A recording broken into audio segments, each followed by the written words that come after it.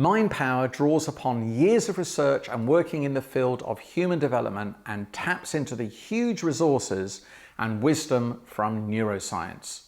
It's a powerful combination of tools, techniques, and practices that are instantly applicable, easy to use, and will reap instant results. Our minds are all powerful. Mind power gives you the tools to take control of that power. If you feel anxious, nervous, worried, or fearful, it's most likely you've been triggered by something that has either happened or you're thinking about something that might happen.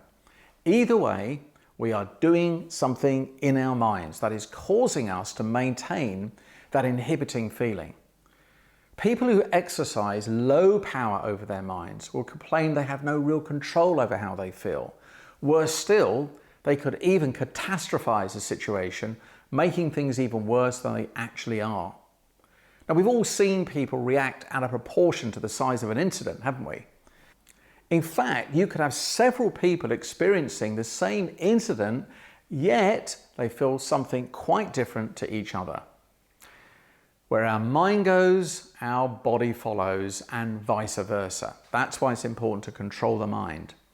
We actually feel nervous in our stomachs because of what we focus on. What we see in our mind, regardless of whether it is real or imagined, our brain perceives it as being real, and the body sensation follows. And this can inhibit us from carrying out a task. An example is let's say you've got to talk to an audience. You're sitting around a table, talking with a friend one-to-one. That would be easy. But do the same thing with the same words in front of a large audience, and suddenly that changes the experience. It could bring a feeling of intense anxiety to the point where some people literally choke on their words and can't speak. Now, what if you could dampen that intensity or even remove it altogether?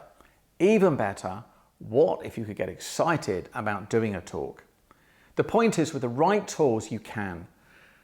And the way to do that is to control what is happening in your mind in that moment. Yes, I'd agree, it takes a bit of practice, but once you learn the skills to control your mind, someone who has strong mind power finds themselves being able to exercise that power in a multitude of situations. To have this as a set of tools in your top pocket to bring out when you're in those pressure moments gives you a great deal of confidence.